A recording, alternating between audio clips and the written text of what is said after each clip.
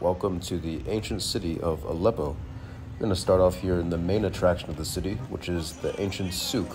Nobody knows exactly how old it is, but apparently some of the blocks were laid 2,500 years ago inside the market in the castle.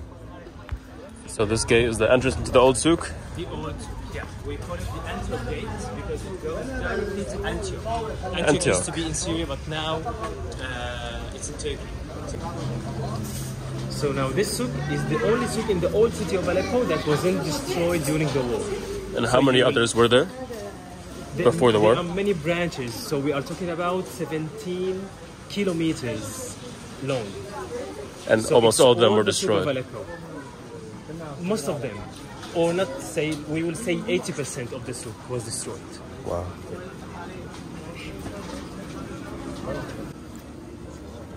And one of the main reasons there was so much destruction in the souk is that it was the hiding place for the rebels during the war. So the Syrian army occupied the citadel, the ancient citadel, which is one of the oldest and largest castles in the entire world. Now, unfortunately, closed because of the earthquake. They have to reconstruct to make sure it's safe. And the rebels were hiding out in the souk. And of course, they were exchanging missiles and gunfire, all of that, etc. One interesting thing about Aleppo is that around half the city is destroyed and half the city is fine.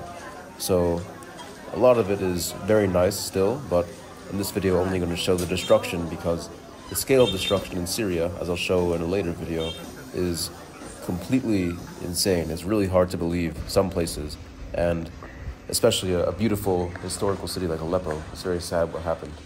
So up here we're going to see footage of the really destroyed part of the souk, as you can see. They're rebuilding it now with UNESCO and other NGOs and of course the Syrian government. But it started in 2017, 2018, I believe, the construction. They said it's going to take at least 20 years to rebuild. As you can see, it's still ongoing, but very sad situation. It's going to take a long, long time to rebuild.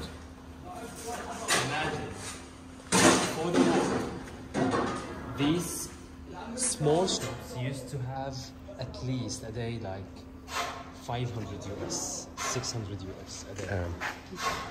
It's like a year's salary for a normal person. Of the parts that were destroyed during the war. See the shops looks like it. all around. It used to be full of shops, full of people. You can't walk in this place.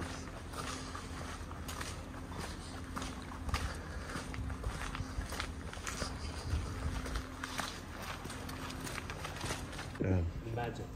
And the same owner. Same family? Same family. And this here is inside the Jebeili soap factory. It's one of the last remaining Aleppo soap factories in the country. They pour the water here inside and they add some chemicals. They called it caustic chemical from these bags. Then they put it here. So these are all giant blocks of soap right here.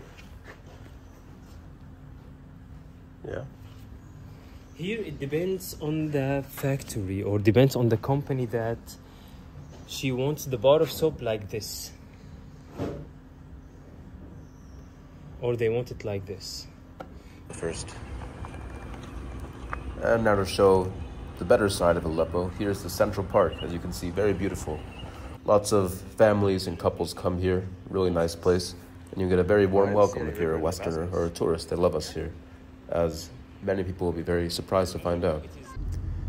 And over here in the outskirts of the city, this is what still is and what used to be the most luxury neighborhood of apartments in the entire city.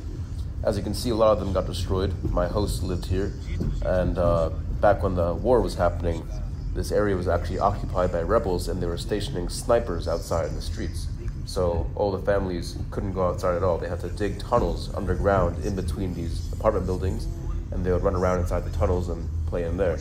Otherwise, you'd get sniped in the face. So luxury apartment buildings now, but back then, kind of a death trap. And lastly, to end the day, a rooftop Syrian nightclub, serving alcohol and house music and lots of fun times up here.